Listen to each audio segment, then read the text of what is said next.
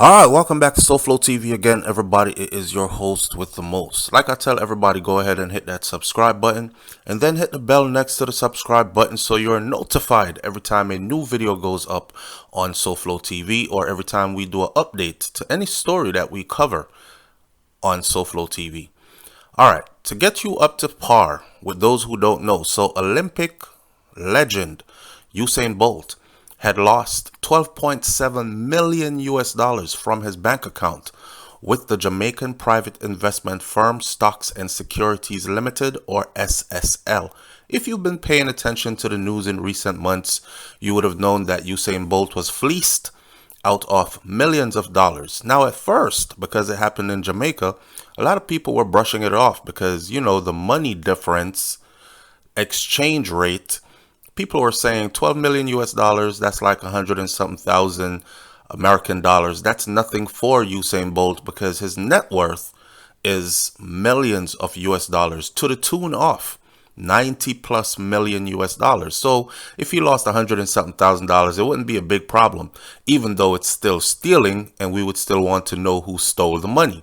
Well, the world went into a shock when they found out that it was 12.7 million US dollars that was stolen from this man's account in his homeland of Jamaica, a country that he wears so proudly on his shoulders, or should I say on his chest, like how Superman wears the S on his chest. Usain Bolt wears Jamaica on his chest. He is an ambassador. He is their Olympic champion. He is their spokesperson. He proudly lets the world know Jamaica is his place. So the FBI officially got involved in this investigation and they promised to get to the bottom of it, trying to find out where Usain Bolt's money went. SSL is currently under surveillance as the 8-time Olympic gold medalist is one of over 30 victims that were affected. That number has changed to about 40, according to news. The sprinter, who was left with $12,000, opened the account in 2012 and has not withdrawn or transferred any money from the account since. The account was intended to serve as a pension for the athlete and his parents, Bolt attorney Linton Gordon told the news. Now, in a letter that was written to SSL on January 16th, Gordon threatened legal action on behalf of Usain Bolt if the money was not restored in 10 days. Give me my money in 10 days or we're going to court over this. According to a report by Loop News Jamaica, the company total fraud is estimated to be about $3 billion. The SSL has reported that it only has $1 million in insurance for the investments that it managed. Therefore, we should all know that if insurance doesn't cover that money, then a lot of these people will not be getting their money back again. And the first time I covered the story, I said, this is Jamaica. We all know how Jamaica runs. I guarantee you that Usain Bolt more than likely will not be seeing his money back. Like all Jamaicans, I am in shock and I feel a profound level of anger and disgust at the alarming and evil fraud that has been committed at Stocks and Securities Limited, which is a source of public discussion and anxiety at this time. This is what the Jamaica Finance Minister, Dr. Nigel Clark, said on January 18th. Now, they went further. Further investigations revealed that this particular company, SSL, had actually been conducting suspicious business, which looked to be fraudulent for over a decade.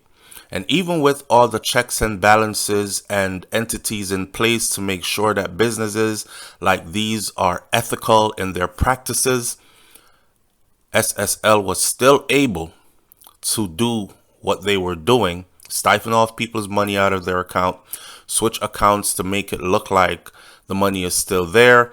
Just a bunch of different illegal activities, right? The person who many people are saying is responsible for Usain Bolt's and others' money being missing That person came out and spoke. That person at the center of all of this name is Ann Panton.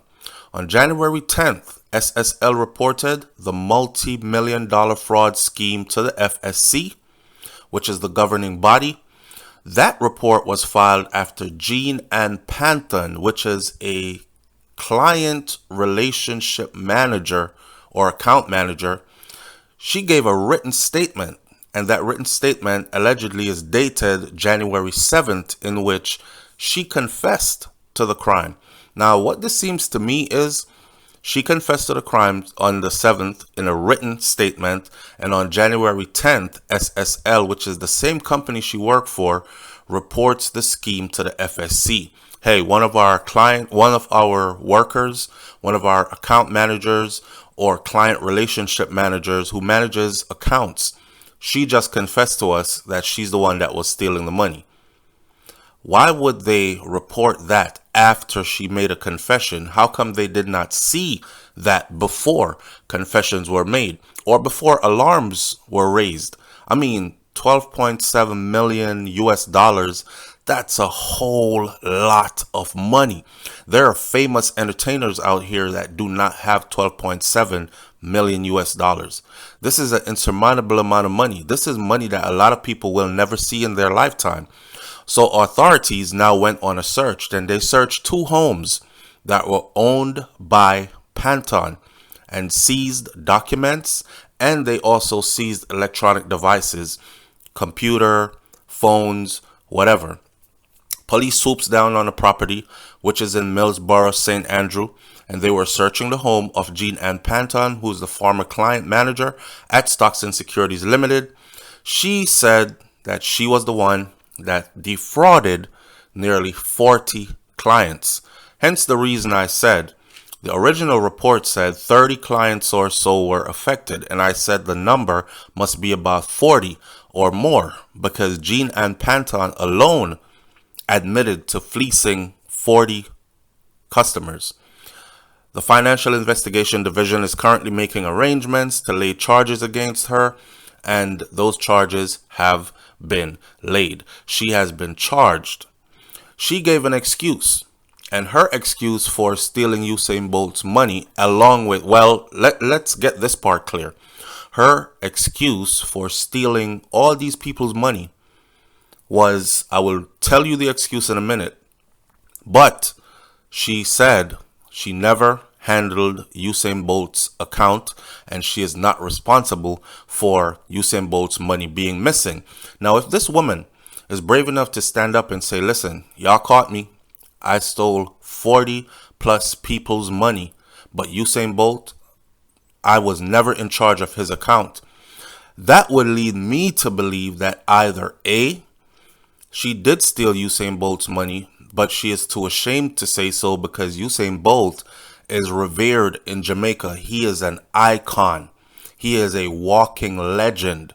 When they build big bronze statues for you in your own country and erect them standing how many feet tall over the people, you walk around, you are a superstar. This is Usain Bolt's status in Jamaica, even though when he's in Jamaica, he acts like just another regular Jamaican, but this is his status. So for you to have violated Usain Bolt, the entire Jamaica would be looking at you with disgust. So someone might be willing to say, I stole 40 other people's money, but not Usain's money. This is what Panton claims. The Financial Investigation Division was looking into her stuff, searching her home, taking away things that might be valuable in the investigation. Now, in her statement, Panton said that this all started from around 2010. Now, remember, this unfolded in 2023. So she's telling you that this all started. She started stealing money from back in 2010. When her father was diagnosed with cancer, and she was primarily responsible for his care and for the finances surrounding all of that. Now, listen, we all know how that part go. Medical bills can pile up pretty fast, especially when people have to fly out of the country to go overseas to get treatment, all this other stuff. So she had to go overseas. She said that her dad had to go overseas for treatment and that he was not employed. She herself was employed with SSL, but her dad was not employed at the time. He wasn't making any money. It was at this point I thought of borrowing my client's money to cover my father's expenses, she wrote. She said, I had no idea how I would even pay the money back, but that was my solution at the time. Painting a picture of a person in desperation. My dad's dying. He needs this treatment now. I work in finance. I have access to all this money. Maybe if I just borrow some of it, I could pay it back in time. But honestly, I don't know how I'm going to pay back this much money that I'm about to borrow. That right there is crazy. Now, approximately 3 years after that, which would put us at about 2013, her father passed away. And she wrote in her statement that I also had to assist with all the funeral expenses. Now, I can tell you, we just came from Jamaica. Back to back. 1 year ago, buried my grandmother. This year, buried my grandfather. And those funerals are expensive, especially if that particular Jamaican family feels like the person they're burying deserves a lavish funeral. Kid you not, they spend millions on funerals. So the average funeral will probably run about 10,000 US dollars, which is a little over $1 million.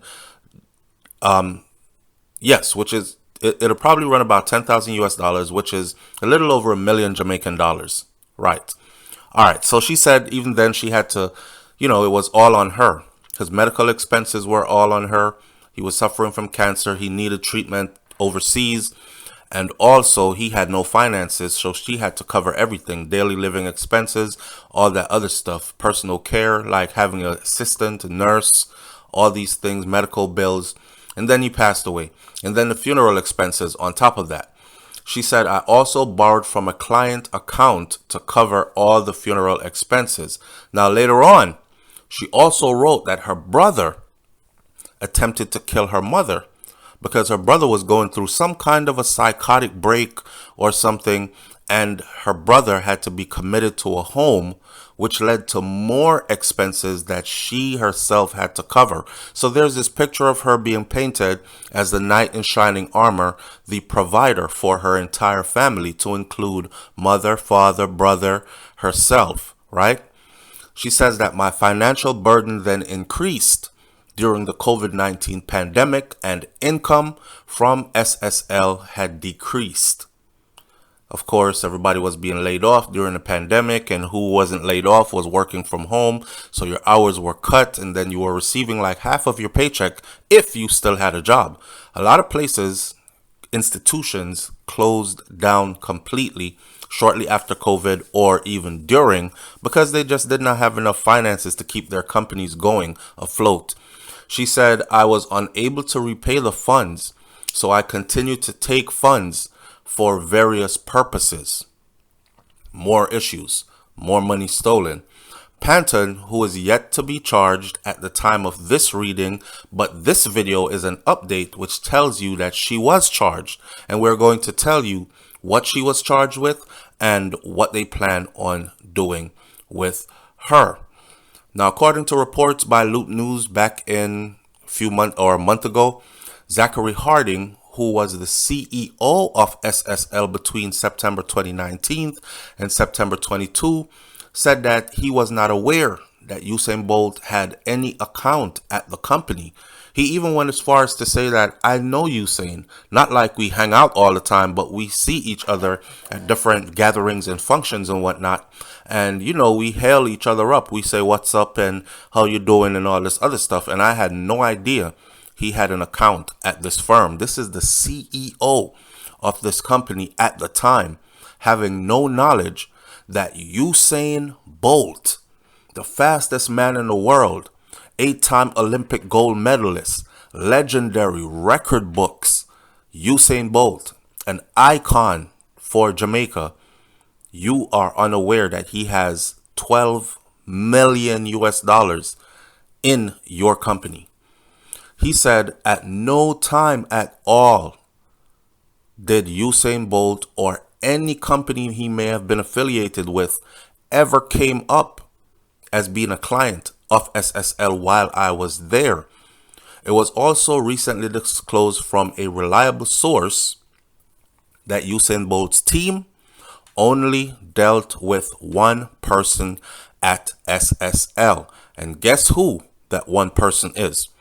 That one person is Ann Panton, the same person who admits to fleecing, stealing from over 40 clients, but still maintains that Usain Bolt was not one of them.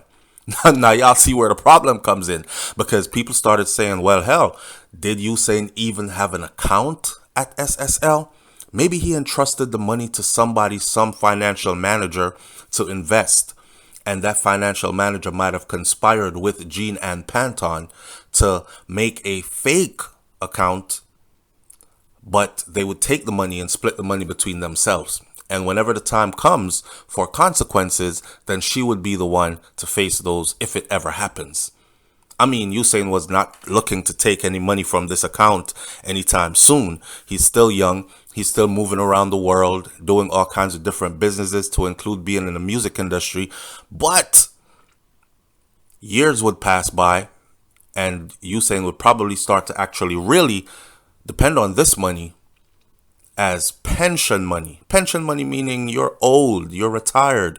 This is money you're going to live off of once you're no longer flying around the world, you're no longer doing appearances and whatnot. That's way down the line for Usain. So they probably figured, man, we can get away with this, right? So they did an investigation, and the investigation showed that Usain Bolt did have an account at the company, which would now put that CEO back in the hot seat. Because if it's proven that Usain did have an account there, how come you were the CEO of the company and you had no idea that Bolt had an account there? Okay, Usain Bolt told reporters that he had fired his business manager over the scandal, adding that it was not an amicable split. It was not an amicable split. Amicable means we both agreed to go our separate ways. Usain said it was not an amicable split. So they had some kind of beef going when they eventually parted ways. Bolt let on how he was being personally hurt by the massive financial loss that had just occurred. He said, "I'm not broke, but it's definitely put a damper on me. It was for my future. Everybody knows I have 3 kids. I'm still looking out for my parents, and I still want to live very well." Of course, the man still wants to take trips to Bora Bora and different parts of the world and experience a luxury lifestyle that he has worked so hard to earn, to solidify for himself.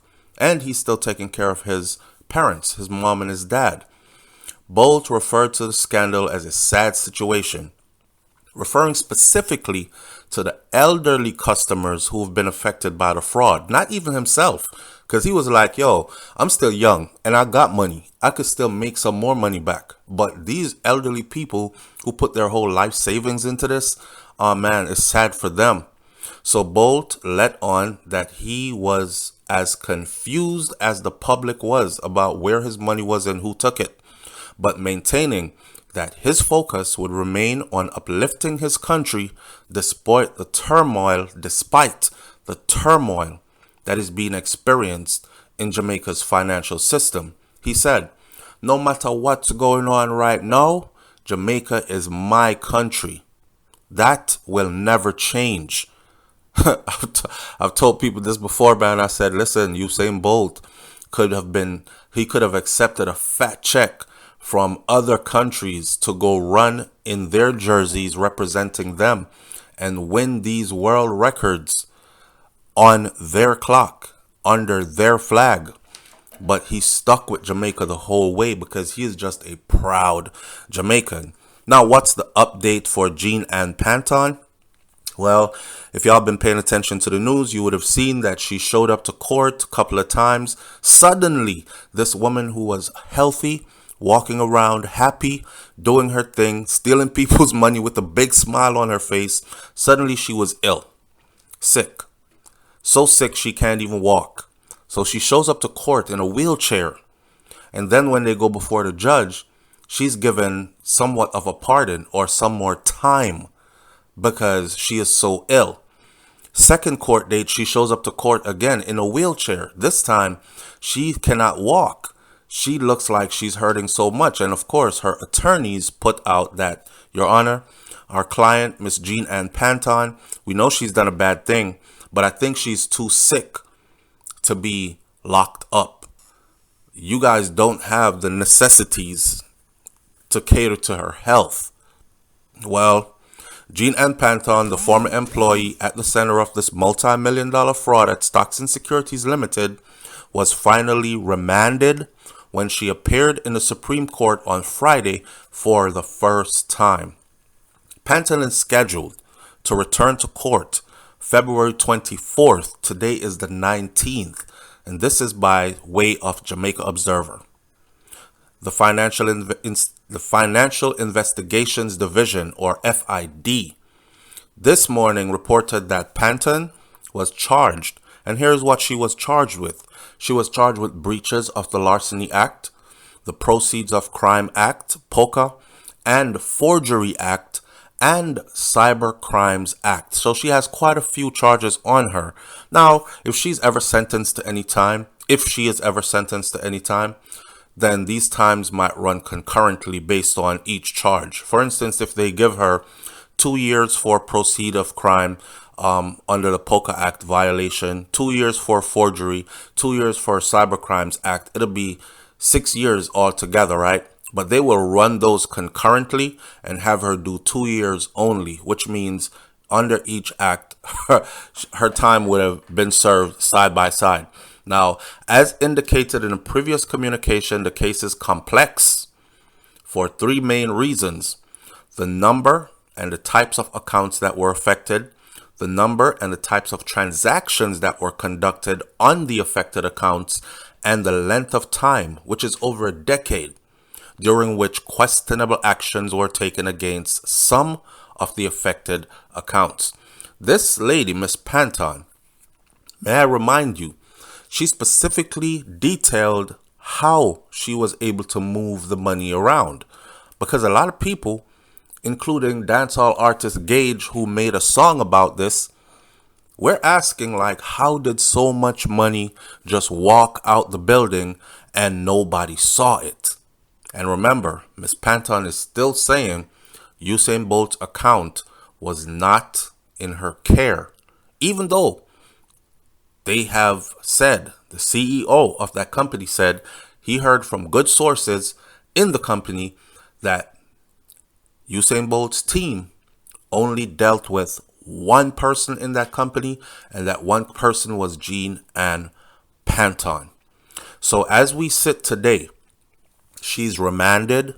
She'll be returning to court on the 24th of February. Her assets have been frozen because Usain Bolt's attorney or attorneys have put in so that her assets be frozen, and her assets have been frozen, and she is now at the place where it looks like she needs to be. So we're going to keep on following this up. That is why we say hit that subscribe button, but hit the bell next to it so you are updated on how these things are going. The question of the day is, did Usain get his money back yet? Any of his 12.7 million US dollars? The answer to that is no. They're going to court. We also believe here at SouFLoTV that this woman did not act alone. Based on how she described how she was able to move the money around and take the money, there's no way that she did this herself. Red flags were thrown. Many red flags were thrown. She had to go through tiers and levels of approval in order to be able. It's not like she just had direct access and she just went in, took the money out. She had to go for approval from somebody else that was higher than her, and they had to revise and sign over on it. So, of course, she is not alone, but she's not calling any names. Right now, she said she is taking the charges like a G. She's going out hard. She's not snitching, and she's taken account for 40 accounts, but not for Usain Bolt. So this case will continue in court, and remember, the FBI has now gotten involved, and they plan to get to the bottom of this. We will see where the money trail leads. I'll catch y'all on the next video, man. Hit that subscribe button. It's SouFLoTV. I'm out. Peace.